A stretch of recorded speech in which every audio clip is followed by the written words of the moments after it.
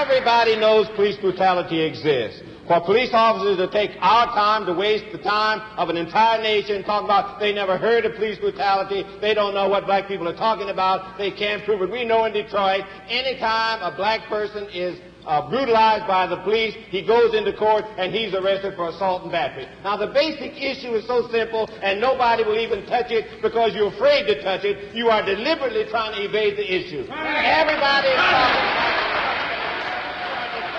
Reverend Clegg, if you can hear me. The thing is that in the United States we are engaged in a power struggle between black people and white people. You don't want to say it. You don't want to hear it said. You want to talk to somebody else. You got a nut sitting there someplace who says he's a police official who hasn't said one thing all night. There is a power struggle going on, and black people have decided they're not going to tolerate oppression any longer. Now, police brutality is a very deliberate thing. It's a part of American life. America has decided that black people are to be kept in subjection. It's an army of occupation that the white power structure keeps in the black ghetto. We know. Now, don't talk about what is the incident, how much it is. We know what it is. Reverend Clegg, let me ask you a question. The power structure knows it. White people know it. Throughout America, white people know what white policemen are doing. Let me ask you a question, Reverend Clegg. What it is. Everybody knows what it is. Now, black people are not going to permit police brutality to go on. Reverend Clegg. In any city in America. Reverend Clegg. We had in almost 100 cities race violence last summer. If police brutality continues, we'll have it in 200 cities next summer. Now, white people know that. Something has got to be done about it. We are wasting time. Let's come to the issue. I can't seem to get Reverend Clegg's ear, and without seeming to seem irreverent or disrespectful, we're going to shift to Philadelphia, where the chief of police of Detroit is in the Philadelphia studio, Chief Parcell. Can you add something to this dialogue, Mr. Parcell? Yes, You're the president, I believe, of the Detroit Police Officers Association. Are you on leave from your duties as chief? I'm not the chief of police. I'm the head of the Police Officers Association. I stand corrected. Please go ahead. I'd certainly like to answer the Reverend Clegg. I think there's been many self-appointed leaders throughout the Negro community who have stated that they represent the Negro. And I think it's a proven fact that in these areas where they had a vote for police officers, and right in Watts, right after the riot there, they voted on a pension system for the Los Angeles police officers, and it collected 75% out of the Watts area. In Detroit, where there was over 600,000 Negroes, very few of these people participated in the riot. And I think that in the next week there's going to be a committee of Negro leaders, business leaders, stand up and make a statement, make a combined statement that no one speaks for them. Rat Brown don't speak for them. Reverend Clegg doesn't speak for them. Officer Parcell, would you address yourself more specifically to the problem in Detroit rather than the problem elsewhere? Yes, I think that the Reverend Clegg himself states that he speaks for the people of Detroit. I have to say that in Detroit, that there were over 600,000 Negroes in Detroit, and certainly they did not participate in any riots. Reverend Clegg has stated that the only thing that the riot proved was that the Negroes could uprise, and it did not prove anything because it was fought to a standstill. And I think that he made a statement that if he had help from other Negro leaders like Carmichael and Rat Brown, that certainly it would not be a standstill and they would have won. Now I asked him, what did the Negro community want? The Negro community has come forward to the police department, Detroit, and asked for more police protection. They want protection. They have asked for more community programs, and I'm happy to say that in our letter to the police commissioner, we too have requested more police community relations, and I think that they are about to set up a storefront system in Detroit where patrolmen will be involved in it, where they will be talking to the people in the community. But at the same time, when we are charged with defending ourselves, certainly we are here in defense of the police department. We're here in defense of all policemen. Reverend Clegg, excuse me, Reverend Clegg. I'd like to answer the Reverend also. He is the one that advocated that the police department join rifle clubs so they could get superior weapons to kill black people during the next revolution. Now, I would like to answer him. Reverend Clegg, let me just... to understand the basic issue, which is still being avoided in Detroit. You're avoiding my questions, Reverend Clegg. Detroit has advocated superior weapons for the white police department, Army of Occupation. He has advocated $9 million, and I'd like to have a witness say something about the Stoner rifle, which is the most deadly weapon ever conceived, that is now being purchased in huge quantities by the Detroit Police Department. And I'd like to ask Reverend Charles Butler, who is a pastor of the New Calvary Baptist Church and the chairman of the Defense Committee of the Interfaith Emergency Council, to say a word on this Stoner rifle, which the Detroit Police Department is getting together. I'd like to answer him on something he's talking about. Wait just a minute. Let's get the Reverend's colleague here. But, Reverend, please keep that little thing in your ear. I'm having difficulty asking you questions. But go ahead and let the gentleman comment about the weapon. Reverend Butler, talk about that weapon that they get together. One of the reasons the heat is raised in Detroit and will probably remain high is the Stoner rifle requested for purchase by the Detroit Police Department. This rifle is a combat assault weapon, caliber .223, extremely accurate, that can be fired as a semi or as a fully automatic weapon with a muzzle velocity of 3,300 feet per second and a range of 1.5 miles. It has been demonstrated as capable of piercing incredible thickness of both soft steel and masonry. The bullet begins to tumble upon impact with target, boring, tearing, shocking, mutilating, maiming, and killing, leaving gaping holes in its target. A soldier recently returned from Vietnam told me this week that in the zone where he was, the Stoner rifle now in use there was considered so deadly that it was fired only on orders from an officer of captain's rank or higher. I am therefore deeply distressed that a civil agency wants a combat assault weapon and would like to know why. I am also distressed at the destructive power of the Stoner rifle or other high-velocity rifles and the likelihood that many innocent people can be killed or permanently maimed by its use, even people locked in their homes, since the rifle will shoot through masonry. Reverend, perhaps we can ask the Detroit police officer who is in Philadelphia a little later the answer to your question of why they're doing this. But meanwhile, I'm going to interrupt you. I'm going to interrupt you for just a minute to ask Dr. Reese, in view of the fact that Detroit is a very familiar neighborhood to him, his headquarters are in Ann Arbor, about this in terms of weapons. And then I want to go for a reaction to Dr. Poussaint about this whole issue of lethal weapons and non-lethal weapons. Do they achieve any salubrious objective? I doubt whether an armed police in the sense of the Stoner rifle is what we want in a democratic society. I doubt whether we want to calculate a policy of policing that is based on the use of weapons against the citizenry. And I certainly, for one, would question seriously the basis on which such a policy is made. Dr. Poussaint, have you got some reactions of your own to this kind of technique? Yes, I have some reactions to that. I think it seems that police are more concerned with putting down riots and enforcing law, and don't seem to be concerned with some of the causes that are leading to some of the distress into the riots. So they react with sort of repressive measures, and we're going to suppress more people, and we're going to kill them, and so on.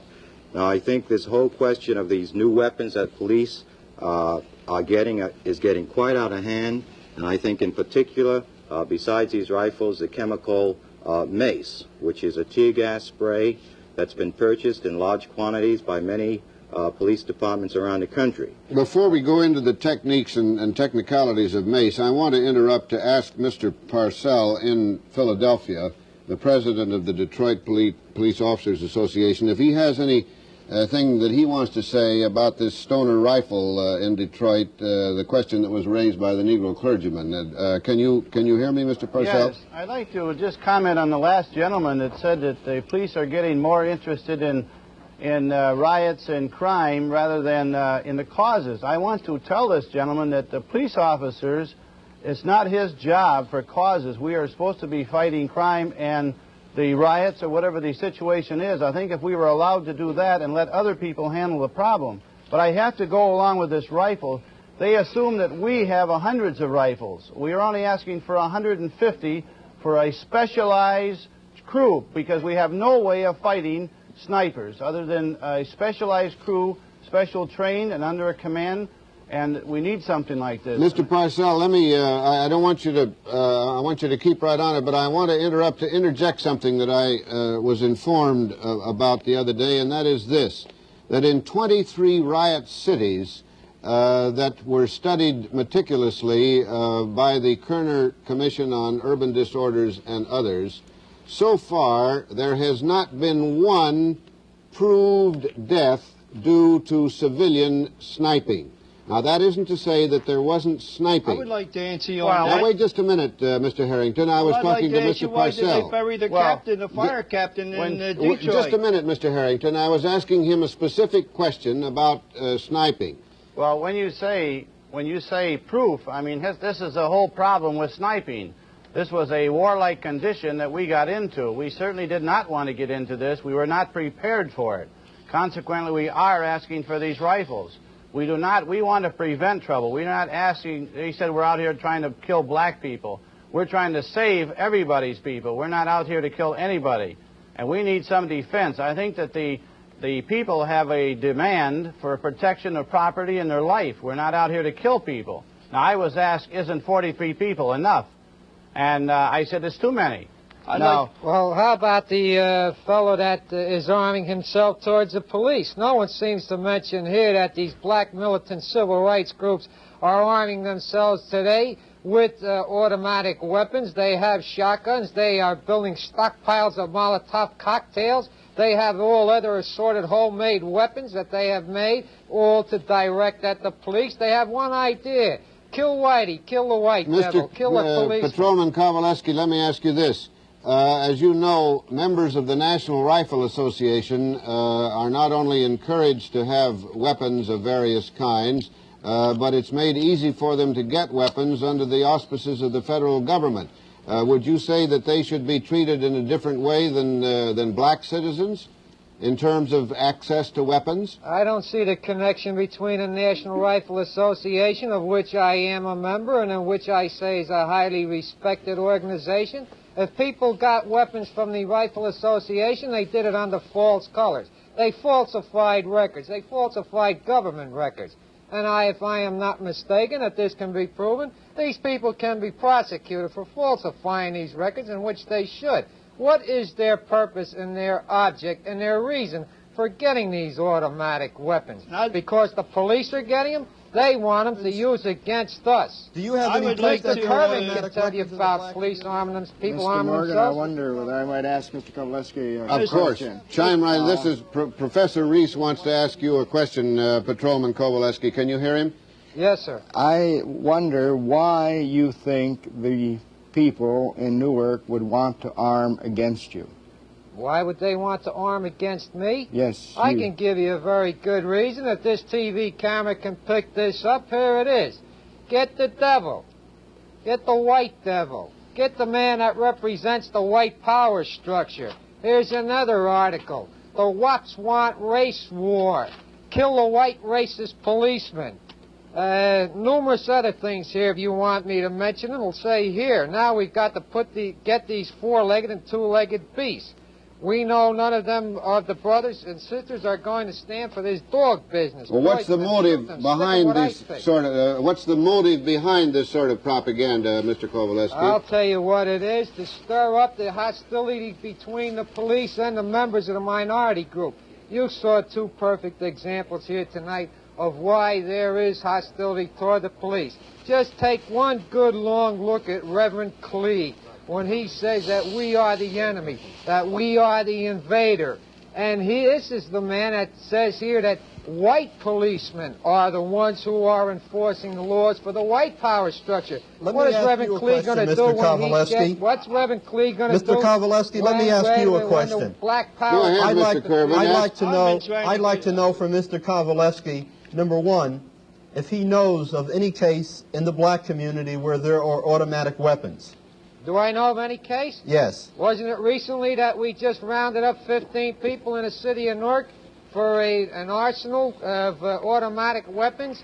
I don't believe automatic? so. You don't believe so? No, I don't believe so. Why don't you read the Newark Evening News? I do. I read it very when closely. You're in there, Mr. Kervin. I read it very closely. Mr. Kervin, I would like to ask you a question. I'd like to also ask if I gave you this file here that's filled with hundreds of people that have been locked up for carrying guns recently? I'd like to ask you another question, Mr. Kowaleski. Right. Do you believe that there has ever been a case of police brutality against a black citizen in the city of Newark? Now, that all depends on what you consider to be police brutality. I'm going to answer your question. Physical abuse of a citizen in the city. Physical abuse in the city. Now, listen, if I was to say that... Do you believe that there has ever been a case? An isolated Let me tell you one little story. Let me tell you one little story. Let me tell you one little story, Mr. Kowaleski. There was a woman by the name of Ida Brown. She was arrested by 2 police officers and charged with assaulting them. In Newark? In Newark. She was Negro. She was brought to trial. In a conversation during the trial, a prosecutor heard these police officers talk about how they had rigged this story against this woman. He removed himself from the case and took the witness stand himself and testified as to what he had heard. The case was dismissed. The interesting thing is that these 2 police officers have still to today not had charges brought against them for perjury or either departmental charges. I would like to ask you a question. Mr. Kervin, I'll answer that. I don't know about the departmental charges, but I know that as a result of that particular incident... Were there perjury charges filed against these police officers? That's up to the county prosecutor. It's not up to the Newark police. What do you mean it's up to the Newark police? I said it's not up to the Newark police. Why isn't it up to the Newark police? Do you think they should still be on the police force? If they could rig a story against a citizen and then bring him into court? This woman was convicted in municipal court, and she had to win this case on appeal. If this prosecutor had not been willing, in fact, to admit that he heard these men say these things, she still would have been convicted in the higher court. Let me say this, Mr. Kervin. To admit that to say that there aren't isolated cases of police brutality would be a bold-faced lie. Let me tell you another story. There are isolated cases Let me tell you another story, Mr. Kowaleski. Make this one brief, Mr. Kervin, because I want to get to Mr. Harrington, who I rather rudely interrupted a minute ago. During the rebellion in the city of Newark, I was asked to meet with the governor of New Jersey, Governor Richard Hughes. After the meeting, he pulled me aside and said to me, "You know, Bob, I heard that the police are out to get you. I want to give you my card in case you run into anybody that's going to do anything to you, and tell them that you met with me and you know me." What about that, where a governor, in fact, can hear that police officers are out to get someone in the community? Could that be because your plants went to the governor and made this complaint? like you have set up. I don't have any plants, Mr. Kowaleski. Listen, I don't have Mr. any Kervin, plants. Don't give me that. Mr. I'll Harrington, give you what the facts are, buddy. Mr. Harrington, I interrupted you a moment ago. I hope it wasn't completely off a train of thought. Do you have something that you want to come in with now? Yes, I had about 15 things if I had the chance to come back and say them. But now that I got the mic, why, I'd like to say all of them. Number one, in the city of Philadelphia here, a colored man came forward and squealed on RAM. On what, sir? RAM. It's a colored organization. A Revolutionary Action Movement. Now, this organization had hired him to shoot and kill the police commissioner, the mayor of Philadelphia, the district attorney of Philadelphia. And he pointed out to the police and to the FBI where the potassium cyanide was stashed away, so that when they started the riot, they were going to poison 1,500 policemen. Now, I want to ask this reverend over in Detroit, who is the leader of the colored people in Detroit? Because I have a book here, Reader's Digest, which is a very respected book, and it states that the New York Times said that the executive secretary of the NAACP in the city of Detroit condemns the police because they didn't put force into the riot area soon enough. Now, do they want force or don't they want force? I also hear about this high-powered rifle and so forth. In this same book, it tells you how they do it in the other countries. In the other countries, they arm their police riot squads with machine guns. They have special lead capes in England. And all over the world, they're giving their police the tools to do the job. Now, the people have to make their mind up. Do they want riots? Let me finish now. I didn't interrupt you. Well, I'm sort of in a tough spot here, well, Mr. I know Harrington. you are, but you're always shortcutting us. Now let us have our say, or we might as well go home. I don't think we're shortcutting you, Mr. Harrington. And if you don't mind, we're going down to Chief Jenkins in Atlanta at this particular I don't point. think you're giving us a fair shake. We'll get back to you. Chief Jenkins, can you pull some of these strings together from your point of view and get some balance out of this discourse? Well, I'd like to say at this point that I regret that more police chiefs did not appear on this program tonight because I don't think they've been well represented. Now, this program, I think, has emphasized that this nation has a very serious problem that we must find the answer to it. Now, the first order of business must always be law and order and justice for all. Now, the causes must be identified and they must be corrected. And that is exactly what we're determined to do here in Atlanta, Georgia. And I'd like for Reverend Williams to speak on that also. Thank you very much, Chief. I've listened to the dialogue which has been going on here, and I know that the gentlemen in Newark have some problems, but I don't think we've been talking about what really concerns us. One of the things that I'd like us to get back on, and this is the question of white fear, and the fact that the police department in the city of Detroit is arming itself with the Stoner rifle seems to me to lend support to the claim of the minorities in that city that they have something to fear. I certainly share the opinion of somebody who said this is not the sort of thing we want in a democratic society. Now, one of the things that we've got to understand is that white citizens do not have the same reason to complain as Negroes do against the police department. Why is that so, Reverend? This is so because policemen do make a difference in the treatment of Negro citizens and whites. Why is that so? That is so because they belong to a majority race of people who in this nation feel that there ought to be a difference made between Negroes and whites. Anybody in his sane mind knows that in America we have made differences between white and Negroes for a long time, and the majority of the whites still feel Negroes are inferior to whites and that they ought to be treated differently. Policemen are no different in this regard. I think the police department in Atlanta is working on the problem. We haven't cured it by any means. There are some policemen on our department here who haven't gotten the message yet that we're moving into a new era, and that they must themselves reorganize their attitude towards people. And when we talk about the hostility the police departments have, we've got to realize that I think most of these policemen feel they are representing the majority of the people in the community. I think in Atlanta, Georgia, when the police department knows that all of the citizens, including Negroes and whites, do not condone any of the skullduggery which they may engage in, it will stop. It'll happen in Detroit when white citizens support other citizens in that city. Seeing that policemen deal justly with all citizens, you will not have the same kind of problem. Now, Reverend Williams, yes. Time is running out on us. We're going to get back to you, I hope.